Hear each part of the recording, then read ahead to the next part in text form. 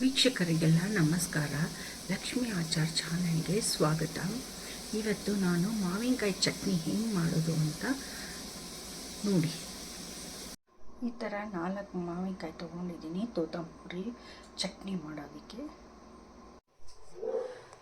4 ತೋತಪುರಿ ಮಾವಿನ ಕಟ್ ಮಾಡಿರೋದು, ಒಣ ಕೊಬ್ಬರಿ ತುರಿದಿಟ್ಕೊಂಡಿದ್ದೀನಿ 1 ಚಿಪ್ಪಷ್ಟು, 50 ಗ್ರಾಮ್ಗಿಂತ ಕಡಿಮೆ ಬೇಡಿಗೆ ಮೆಣಸಿನ್ಕಾಯಿ, ಖಾರದ ಮೆಣಸಿನ್ಕಾಯಿ ಸ್ವಲ್ಪ, ಮೆಂತ್ಯ ಸ್ವಲ್ಪ ಹುರಿದಿಟ್ಕೊಂಡಿದ್ದೀನಿ, ಒಂದು ಅರ್ಧ ಹೋಳಷ್ಟು ಬೆಲ್ಲ ಕಟ್ ಮಾಡಿಟ್ಕೊಂಡಿದ್ದೀನಿ,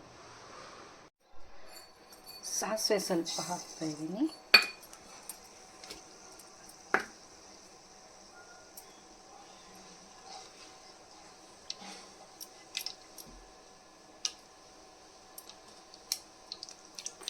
ಉದ್ದಿನಬೇಳೆ 1 3 ಸ್ಪೂನು,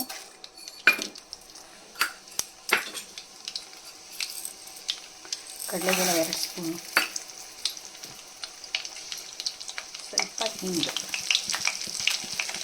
ಸ್ವಲ್ಪ ಜಾಸ್ತಿ ತಗೋಬೇಕು,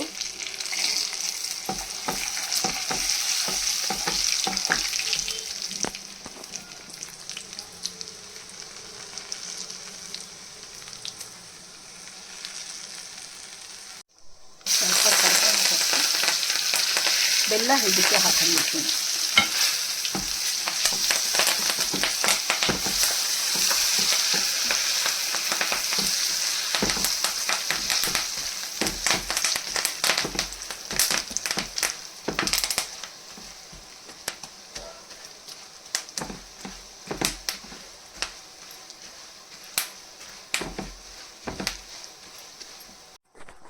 ನೋಡಿ, ಈ ಥರ ಒಗ್ಗರಣೆ ರೆಡಿ ಮಾಡ್ಕೋಬೇಕು. ಆಮೇಲೆ ರುಬ್ಬಿರೋದು ಇದಕ್ಕೆ ಹಾಕ್ಕೋಬೇಕು. ಚಟ್ನಿ ರೆಡಿ ಆಗಿದಾಗಲೇ ಒಗ್ಗರಣೆಗೆ ಹಾಕ್ಕೊಂಡಿರೋದು ಫುಲ್ ಇದಕ್ಕೆ ಹಾಕ್ತಾಯಿದ್ದೀನಿ. ಬೆಲ್ಲ, ಎಣ್ಣೆ ಎಲ್ಲ ಹಾಕಿ ಒಗ್ಗರಣೆ ಮಾಡಿದ್ನಲ್ವ, ಅದನ್ನು ಇದಕ್ಕೆ ಹಾಕ್ಬಿಟ್ಟು ಕಲಿಸ್ತಾ ಇದ್ದೀನಿ. ಇಷ್ಟು ಕಲರ್ ಎಷ್ಟು ಚೆನ್ನಾಗಿ ಬಂದಿದೆ. ಒಂದು ವಾರ 15 ದಿವಸ ಆದರೂ ಇಟ್ಕೊಂಡು ಫ್ರಿಜ್ಜಲ್ಲಿ ತಿನ್ಬೋದು ನೀವು. ನೀರು ಕೈಯಲ್ಲಿ ಆ ಥರ ಎಲ್ಲ ಮುಟ್ಬಾರ್ದು, ಡ್ರೈ ಸ್ಪೂನಲ್ಲೇ ತೊಗೋಬೇಕು. ಒಂದು 15 ದಿವಸ ತನಕ ಇರುತ್ತೆ. ಇದು ಒಣಗಿದ ಕೊಬ್ಬರಿ ಹಾಕಿರೋದ್ರಿಂದ ಇರುತ್ತೆ. ಹಸಿ ಕೊಬ್ಬರಿ ಹಾಕಿದ್ರೆ ಬೇಗನೆ ಹೊಟ್ಟೋಗುತ್ತೆ. ಒಣಗಿದ ಕೊಬ್ಬರಿ, ಒಣಗಿದ ಮೆಣಸಿನ್ಕಾಯಿ ಹಾಕಿ ಮಾಡಿರೋದ್ರೆ, ಹಸಿ ಕೊಬ್ಬರಿ ಮತ್ತು ಹಸಿ ಮೆಣಸಿನ್ಕಾಯಿ ಹಾಕಿದ್ರೆ ಅಷ್ಟು ದಿನ ಇರೋದಿಲ್ಲ.